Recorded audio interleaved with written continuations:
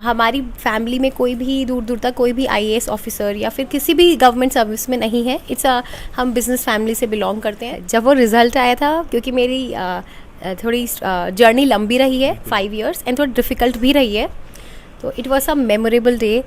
मैं तो रोने लगी थी एंड मैंने सबसे पहले अपने मम्मी पापा को बताया। मैं उस चीज़ पे ले आई थी जो मेरे कंट्रोलेबल फैक्टर्स हैं। तो मैं पढ़ना है, टाइम पे पढ़ना है, रिवीजन करना है, आंसर राइटिंग करनी है, टेस्ट सॉल्व करने हैं। तो मैं इस तरीके से फोकस रहती थी कि अपने ही फोकस कंट्रोलेबल फैक्टर्स पे मैं ध्यान दूँ। एंड मैं सेकेंड अटेम्प्ट में इंटरव्यू स्टेज तक पहुँची थी एंड लाइक 10-15 नंबर्स मेरा रह गया था। बट देन उसके बाद मेरी थोड़ी शादी हो गई थी एंड वो थोड़ा डिफ़िकल्ट फेज़ आया था, डोमेस्टिक वायलेंस, और ये थोड़ा सा it's was a very tough time for मी। तो आई थिंक फर्स्ट सबसे इम्पॉर्टेंट चीज़ है, मेरे को नोट्स सही तरीके से बनाने नहीं आते थे।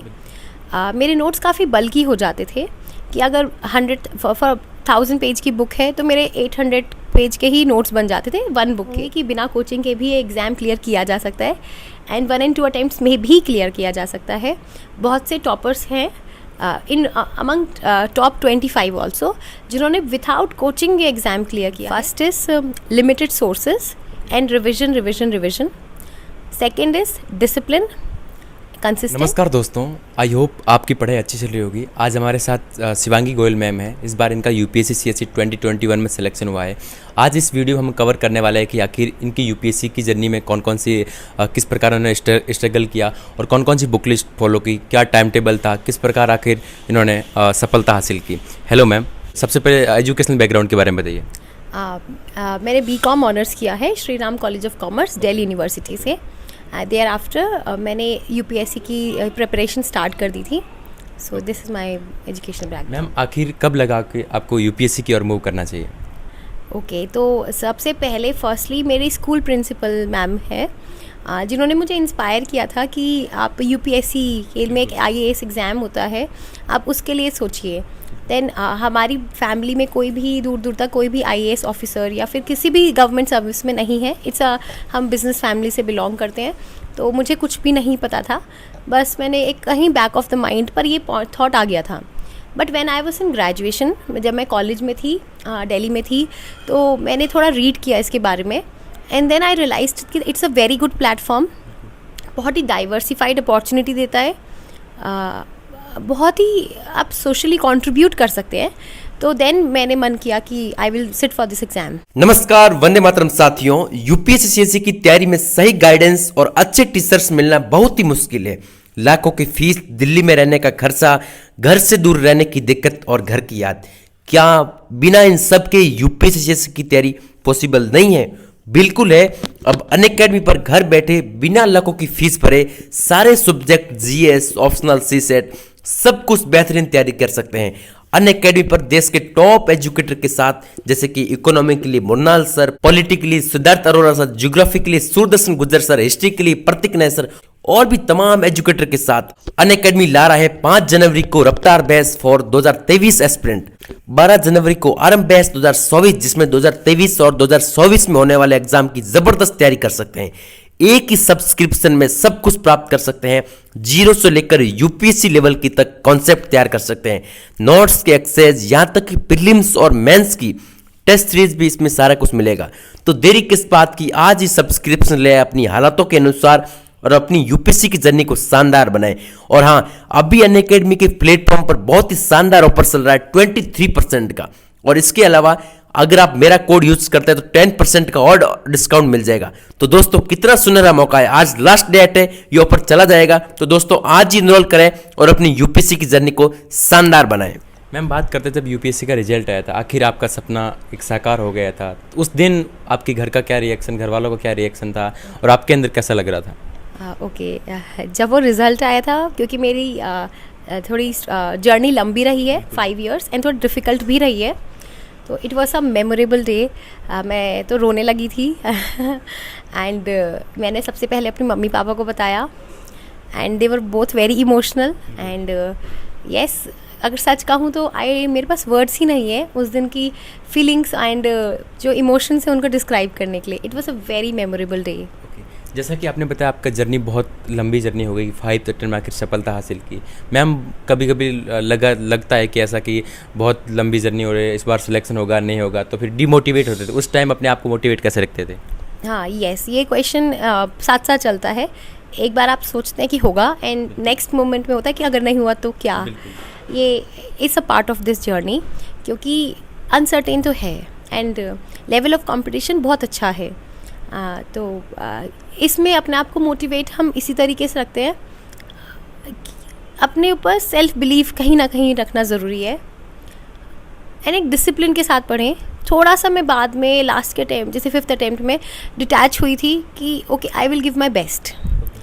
अब उसके बाद जो भी रहता है let's wait and pray for the God's grace. तो मेरा फोकस शिफ्ट हो गया था थोड़ा सा, मैंने रीओरिएंट किया था अपनी पढ़ाई पर, अब जो मेरे कंट्रोल में है, जो मैं कर सकती हूँ, क्योंकि रिज़ल्ट तो at the end of the day किसी भी स्टूडेंट के हाथ में नहीं होता, सब्जेक्टिविटी भी है इस एग्जामिनेशन में। तो मैंने अपना ध्यान कॉन्शियसली मैं उस चीज़ पे ले आई थी जो मेरे कंट्रोलेबल फैक्टर्स हैं। तो मैं पढ़ना है, टाइम पे पढ़ना है, रिवीजन करना है, आंसर राइटिंग करनी है, टेस्ट सॉल्व करने हैं। तो मैं इस तरीके से फोकस रहती थी कि अपने ही फोकस कंट्रोलेबल फैक्टर्स पे मैं ध्यान दूँ। मैम 5th अटेम्प्ट से पहले आप कहाँ पहुँचे थे, जैसा कि कितने बार मेंस लिखा आपने, कहाँ पर कैसे पहुँचे? ओके, मैंने अपने mains this was my 3rd mains and मैं 2nd अटेम्प्ट में इंटरव्यू स्टेज तक पहुंची थी एंड लाइक 10-15 नंबर्स मेरा रह गया था। बट देन उसके बाद मेरी थोड़ी शादी हो गई थी एंड वो थोड़ा डिफ़िकल्ट फेज़ आया था, डोमेस्टिक वायलेंस, और ये थोड़ा सा it's was a very tough time for me and I came back in 2019 and there वहाँ से मैंने फिर से स्टार्ट किया ये जर्नी। फिर से यूपीएससी चेंज हो गया था during this time, but by God's grace I could come to success here. Okay ma'am, जैसा कि आपने बताया कि 2nd अटेम्प्ट में आपने इंटरव्यू भी दिया और 3 बार मेंस भी लिखा, आखिर आपको क्या लगता है कौन कौन सी गलतियों की वजह से पहले आपने यूपीएससी क्लियर नहीं हो, इस बार आपका आखिर अच्छी रैंक के साथ क्लियर हो गया? ओके, अगर मैं एनालाइज़ करूँ कि गलतियाँ कहाँ रहीं, तो आई थिंक फर्स्ट सबसे इम्पॉर्टेंट चीज़ है मेरे को नोट्स सही तरीके से बनाने नहीं आते थे। मेरे नोट्स काफ़ी बल्कि हो जाते थे कि अगर 1000 पेज की बुक है तो मेरे 800 पेज के ही नोट्स बन जाते थे 1 बुक के। तो at the end of the day क्या होता था कि दे वर नॉट इफ़ेक्टिव, क्योंकि मैं उन्हें रिवाइज़ ही नहीं कर पाई, दे वर सो बल्कि एंड वो टेंशन भी दे देते हैं एट द लास्ट मोमेंट पर। तो इस बार मैंने अपनी नोट मेकिंग स्ट्रैटेजी को बहुत ध्यान से चेंज किया एंड सीखा कि प्रॉपर नोट्स कैसे बनने चाहिए। सेकंड, जो हम बहुत सी हमें कहते हैं कि आंसर राइटिंग करें, पर मैं सोचती हमेशा थी पर कर नहीं पाती थी जितना इस एग्ज़ाम के लिए रिक्वायर्ड है।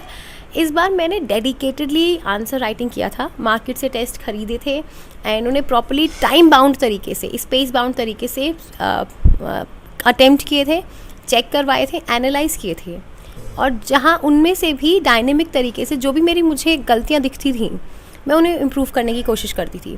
तो एक कंटिन्यूस प्रोसेस रहा है हिट एंड ट्रायल का कि क्या चीज़ काम कर रही है, what is working and what is not working. तो इन चीज़ों को चेंजेस करते हुए ये मेरी गलतियाँ से मैंने सीखा है।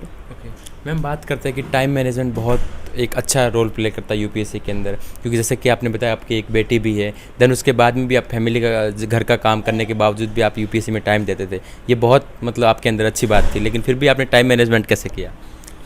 टाइम मैनेजमेंट बहुत इंपॉर्टेंट रोल है इस एग्जामिनेशन में, क्योंकि सिलेबस वास्ट है एंड डायनेमिक भी है, तो यहाँ पे ऑर्गेनाइज होना बहुत ज़रूरी है। तो मैं थोड़ा ये देखती थी कौन सा स्टेज है एग्जामिनेशन का। अगर एग्ज़ाम थोड़ा दूर है तो मैं अपना नंबर ऑफ आवर्स जो स्टडी किए थे थोड़ा कम रखती थी, पर उन्हें इफ़ेक्टिव रखती थी, लाइक 8 आवर्स अराउंड। पर जब एग्ज़ाम्स नियर आता जाता है तो आप ग्रेजुअली इसको इंक्रीज़ कर सकते हैं। जैसे मैं 12 आवर्स फिर 13 आवर्स तक इस तरीके से कोशिश करती थी मैं पढ़ लूँ। तो इसमें एंड अपने आप इकोसिस्टम, मतलब आपकी फैमिली, जो आपके सराउंडिंग लोग हैं, आप उनके साथ एक बहुत प्रॉपर कनेक्ट बनाइए कि जब आप टाइम दे सकते हैं आप देंगे उन्हें, एंड जब आप टाइम नहीं दे सकते दे विल अंडरस्टैंड। सो ये चीज़ आपको बहुत कामली एंड वाइजली करनी होगी, बट ये हो जाता है।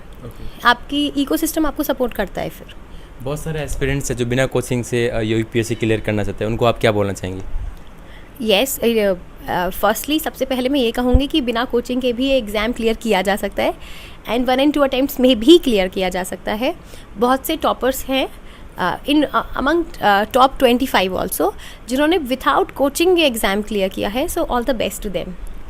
ओके मैम, बात करते हैं कि जैसे कि आपने 5th अटेम्प्ट में इतनी लंबी जर्नी थी, आपको क्या लगता है कि यूपीएससी अगर टॉप रैंक लाना चाहता है तो 3 पॉइंट्स के बारे में बताइए, ऐसे 3 पॉइंट्स बताइए जिससे टॉप रैंक आ सकती है। Okay, first is limited sources and revision. Second is discipline, consistent.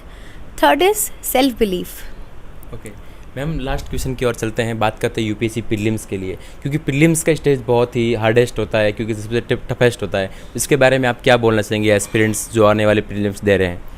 Yes, prelims बहुत अनसर्टेन हो गया है, एंड इसके लिए you need lot of self confidence, क्योंकि मैंने भी जब अटेम्प्ट करती थी बहुत से क्वेश्चंस बिल्कुल भी नहीं पता थे, बट लेकिन ओवर द ईयर्स जब आप प्रैक्टिस करते रहते हैं तो आपको एक स्किल आती है कि ये आंसर ठीक नहीं हो सकता।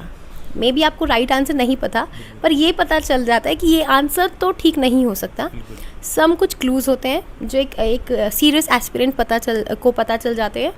तो आप मेरी स्ट्रैटेजी होती थी कि मैं अपने एलिमिनेशन में स्मार्ट हो जाऊँ, एलिमिनेशन में थोड़ा लॉजिक एंड अपने एक्सपीरियंस से एलिमिनेट करूँ, तो मैं अपने राइट आंसर्स पे पहुँच पाती थी। सो येस, पर लेकिन इस बार जो बिल्कुल रीसेंट प्रीलिम्स हुआ है वो भी बहुत डिफरेंट है। सो यहाँ पे एस्पिरेंट्स को और थोड़ा सा इम्प्रूव एंड अपनी स्ट्रैटेजी को इम्प्रूव करना होगा। So keep the past year papers as your main guide, and तब आप आगे बढ़िए प्रीलिम्स के लिए। लास्ट में मैम, आपकी अपनी तरफ से कुछ एस्पिरेंट्स को बोलना चाहते बोल सकते हैं? आई विल से कि बहुत डिफ़िकल्ट है ये एग्ज़ाम थोड़ा सा, पर लेकिन each minute that you devote to this exam is completely worth it। क्योंकि जब मेरा रिज़ल्ट आया उसके बाद से ही I got so much of love and respect from people मैं जिसे कभी मिली भी नहीं थी, एंड इतना पॉजिटिव एक फेज़ आया है लाइफ में, इतनी अच्छी अपॉर्चुनिटी मिली है अपनी सोसाइटी, अपनी ही लाइफ के साथ साथ सोसाइटी के लिए भी काम करने के लिए। तो I think each second that you devote, बिना मन के भी जो आप डिवोट करते, it is totally worth it, and I just wish all the best to you. Okay, एक बार पुनः आपके और आपकी फैमिली को बहुत ढेर सारी शुभकामनाएं। दोस्तों, उम्मीद करता हूं कि वीडियो पसंद आया होगा। अगर वीडियो पसंद आए प्लीज़ वीडियो को लाइक करें और हमारे यूट्यूब चैनल को सब्सक्राइब करना ना भूलें। इसी के अलावा अगर यूपीएससी संबंधित जानकारी प्राप्त करना चाहते हैं आप मेरे इंस्टाग्राम चैनल को फॉलो कर सकते हैं। धन्यवाद।